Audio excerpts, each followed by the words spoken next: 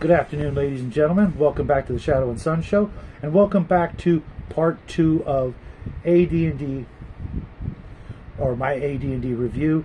Why I'm still a big fan of it after all these years. I'm going to go over the Player's Handbook from both first and second edition, including the Unearthed Arcana, which I believe is an integral part of what should have been the complete Player's Handbook for first edition. Right off the bat, I'm going to start off with the Player's Handbook. This is one of my 3 copies. It's not my original copy and not a first edition, unfortunately. But I'm going to start with the races because that's one of the big contentions I have with the game. The stats and that sort of system. I'm a bigger fan of the way it was done in first edition, but it's such a minor issue that I really don't see a point in going over that. The original races had more options, let's say, in the things that they could do. They were better at more things. A lot of the things that they could do were kind of nerfed in the second edition, but the professions, which is kind of the biggest issue, is my biggest contention, a reason why I am not a fan of wecome or expert, etc. Those editions of Dungeons and Dragons. The racial limits were in second edition higher. You could go higher level easier, but a lot of professions were not possible, whereas they were in first edition. Things like the druid, the cleric, the assassin, etc. Those were taken out of second edition, which I was not a big fan of. The ability to be multi-classed for the non-humans was one of the big issues that I thought was done better. The non-humans all tended to have a longer lifespan and a different metabolism and thinking process, which I think lended itself better for multi-classing, whereas humans, obviously they had to, one thing at a time. That's just their thing. While we can multitask in the current situation, of humanity right now, in a gaming environment, I think it was just a better way of handling it. The professions by themselves, I think, were done, I want to say, for the most part, a little better in first edition. A lot of things in second edition were watered down. The druids, right off the bat, were better in second edition. There was more they could do, and with the addition of the Unearthed Arcana, they had a lot more upward mobility and upward, power levels. The ranger, I think, was better for the most part. Now, some people will argue that there were, the addition of the dual wielding, which in the old rules, anybody could dual wield if your dexterity was high enough. Even if it wasn't, you just suffer minuses, which is really just the simplest way to do it. The magic user, however, in second edition had a lot more options and by and large was a little bit better. The spell progression past 20th level was phenomenal in first edition, but second edition allowed for the specialization of magic user professions, which I think was a big plus. The addition of the extra first level spell at first level for specialists was also a big boon. Back in the day, having 2 spells at first level was kind of a big deal. Nowadays, not so much. The thieves in second edition, I really liked the way they did the percentages. I'm not going to go into a lot of my hatred of the maximum of 95% chance. To me, that's just retarded. If you've got minuses thrown at you, you should be able to use your bonuses to exceed 100 and then be knocked back down. It's just simple math. For example, in the original Advanced Dungeons and Dragons Player's Handbook, a 17th level thief had a 125% chance to pick pockets, in addition to racial and dexterity bonuses, which allowed you to go much higher than 100%. And if you're getting minuses, you could still end up having less than 100% chance. I've talked about this before. If I deem a task is impossible, I will give you a minus 100% chance. But if you still have a positive after that, then you still have a chance to accomplish that ability. You know, pickpockets, you know, move silently, etc. It just that's just for me. That's how I view math working. The assassin was completely taken out of the second edition player's handbook, which I think was a big mistake. I understand they were trying to weather the storm of the satanic panic and having witnessed the ugliest aspects of those times. I understand why they did it, but then they only brought it back later on. So it was just kind of a stopgap to get, you know, certain groups of people to lay off them and you know, change their image, you know, from less satanic, less evil. But let's face it, you know, especially nowadays, that's all anybody wants to run is evil characters. And I, for one, am not a big fan of that. But I do like having the assassin as a possibility, especially using the template to make NPCs instead of trying to come up with, you know, someone, you know, using some other profession like fighter or thief to be an assassin. Here you go. There's the assassin. Cool. The removal of the monk, I think, was a huge mistake, and I was proven correct as it was brought back later. Many of my players enjoyed the hell out of the monk character. It was a difficult class to run, but when done right by people, it was something, you know, to behold. It was awesome. I had a good friend who played a monk better than anybody I've ever seen. Even when he lost one of his arms, he still continued to play the character without any, you know, complaining or issues. He loved that character, and to this date was possibly the best assassin player I've ever come across. The alignment system, while the second edition wrote it better, I think it strayed away from the original intent maybe, but that's very subjective to your gaming group. Second edition did have a much better selection of character equipment and definitions and descriptions, etc. Second edition also had a better selection of spells to choose from, but sometimes less is more, and for the most part, it was just a lot more work for the players to run magic users to go through the literally thousands of spells at their disposal, whereas in the old books there were rarely over 40 spells per level to choose from, and it made it easier for the players, and it gave them, in my opinion, a reason to try to make up new spells. But like I've said before, I use both second and first edition together as the same game where I enjoy it. Did I forget to talk about the thief abilities in the second edition, where you got to pick and choose how many percentage points you wanted to put into each ability as you went up levels? I think that was absolutely a genius move on their part, allowing you to determine where you wanted to go. You know, if you wanted to specialize in pickpockets, or if you were more about moving silently and hiding in shadows, you could always go back to those abilities and improve them later.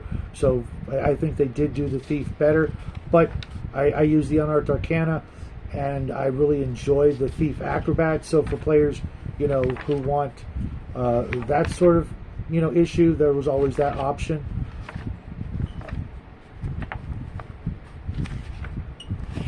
Now let's go into the Unearthed Arcana real quick, because there are some things, like I said, that it should have never been taken out of the player's, you know, arsenal of choices, starting with the advanced racial class limitations. While I said in second edition you could go up higher level, but the choices, you know, not being able to be druids and clerics and assassins and rangers, in a lot of cases I thought was a mistake.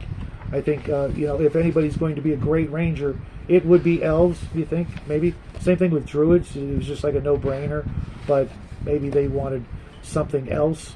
The Cavalier, absolutely loved the Cavalier and the Cavalier Paladin.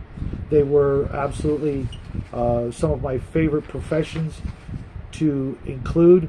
The Barbarian, another big favorite, while not as great as the fighter in some respects with weapon specialization, the other abilities and the overall, sturdiness and hardiness of the barbarian was, I just absolutely loved it. The new ranger, I really wasn't a big fan of it in second edition. A lot of the things changed. The omission of the magic user spells, the actual types of followers they would get when they got followers was severely downgraded, as were, I think, a lot of the followers characters got when they reached higher levels. While second edition did try to do a better job in making it a more rounded out list of what they could be, I think the choices, some of the higher end choices that were taken out, was just kind of a mistake.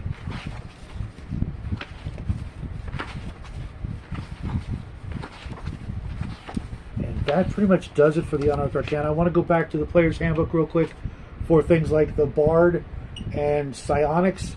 The old Bard, as we all know, was far superior. That's just a given. The new Bard has become something of a joke, and while it's no longer the new Bard, the newer Bard was, like I said, just weaker, and ended up being just another comic relief issue to throw into the game compared to the old one, where you went from fighter to thief to Bard. It made for a much more sort of kick-ass, weathered, well-traveled character, whereas the new Bard was, something of a not a big fan.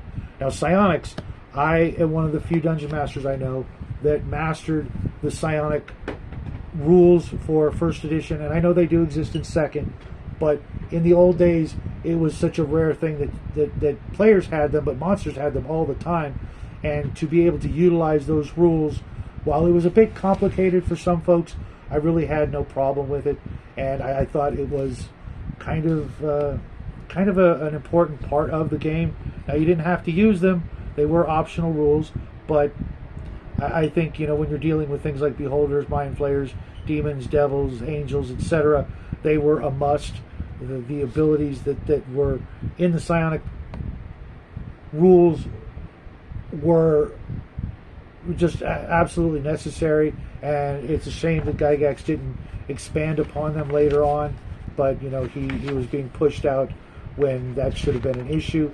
Now, the things I do like about the Player's Handbook second edition, besides the better artwork, except for the omission of some of the really more fun images from the old school artwork, will be sorely missed. But the art was, for the most part, superior. The writing style was better. There was more information and more descriptions, and all, for the most part, it was better written. Written by, more than just one guy rambling to himself. And second edition had more people to bounce ideas off, and had more, experience of the history of the game to try to clear up issues, which, is always a plus.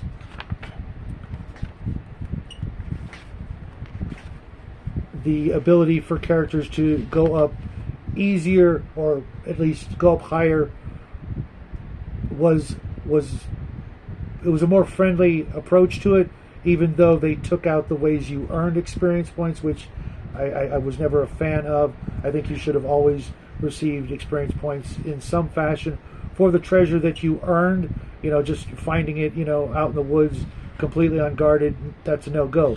But if you earned it, regardless of how you earned it, then that's how the system was built. It was built around experience points as being part of the equation that allowed you to go up levels. I would be remiss if I did not include all of the massive amounts of additional information available to second edition through other books, and we'll go into that, but there really was so much more created for second edition. If you take out the Dragon magazine, which is, kind of hard to get a hold of these days. I know the information's out there. The nerfing of the multi-class and dual-class character rules, I absolutely was not a fan of. The limitations on what types of professions non-humans could multi-class into, including cleric and druid and ranger, I think were a huge mistake. and the way the way humans went up in secondary classes, I think was just a way to keep them down, which was kind of pointless when they were allowing people to go up to 20th level to begin with. I think they just should have stuck to the original way about it. The proficiency system added to the player's handbook and the secondary skills, obviously a huge bonus, not having to go to the Wilderness and Dungeoneer's Survival Guide. And for the most part, I think the proficiencies stayed the same. If anything, they were improved upon, which is always a plus. And there may have been more of them. And I don't know if I mentioned this, the equipment lists and the available items for purchase, just by going to a couple of pages, there they were, the descriptions, etc. A much bigger benefit to the game. On the whole, there was just so much more to choose from. Then Magic, for those of you who do run Magic users and did run Magic users, there was just so much more added. Unfortunately, the creation of Magic items was... I like the vagueness of the old school rules left up to the Dungeon Master. With within the given rules system, there was a lot more to work with because it was up to the DM instead of it's written in stone in the player's handbook or the Dungeon Master's Guide. This is exactly how it's done. The chapters on experience, combat definitely a little bit better. It was definitely more streamlined and easier to understand for the average person, the old schoolers. It was not an issue because school was harder, tougher, and better in the old days. Nowadays we're drastically falling behind all the other countries out there. So that proves my point that it's really not a matter of how it was written, but on how people are able to perceive what they're reading and absorb and understand. It was really not a huge difficult thing to learn, and you could always just write down the numbers. The other rules of combat were definitely written better and made it for a easier to understand system. Saving throws, I'd have to go and look at the number by number, case by case basis of whether or not they were better or worse, and I just didn't have the time or inclination to do so. The turning of undead seemed to be a little bit more in favor of the player, but I could be mistaken, and it did clarify a lot more of that, as well as character death and healing, etc. For the most part, the second edition was a better written, even though misguided, system. And for the most part, I think a good Advanced Dungeons and Dragons game should include aspects of both games to tailor make your game better. For me, for the most part, I'm going to probably stick with AD&D First Edition on a great number of things, but that by no means that I'm going to just discount everything that was in Second Edition. There are a lot of great things in here, and your mileage may vary. For me, I'm a bit of an old school traditionalist. It was the game I played the most out of all the games I've played for the longest amount of time, and so it sticks with me. So that's my personal opinion. But like I said, you guys, if you get the opportunity, get them all. Get both versions, whether it's a PDF or if you can actually find old school copies of both books, because they're getting harder to find. Make up your own minds. Get back to me if you get the chance. We can have a nice long discussion about what you like and dislike about the old and the new. For the most part, though, I'm going to stick with using both, and I will be back next week with my review of the Dungeon Master's Guide, and maybe touch on some other things like the Encyclopedia Magica, etc. But for tonight, for now, that's about all I got for you guys. Hope you guys enjoyed the video. I hope to see you guys real soon, and thanks for stopping by. Talk to you guys later. Bye.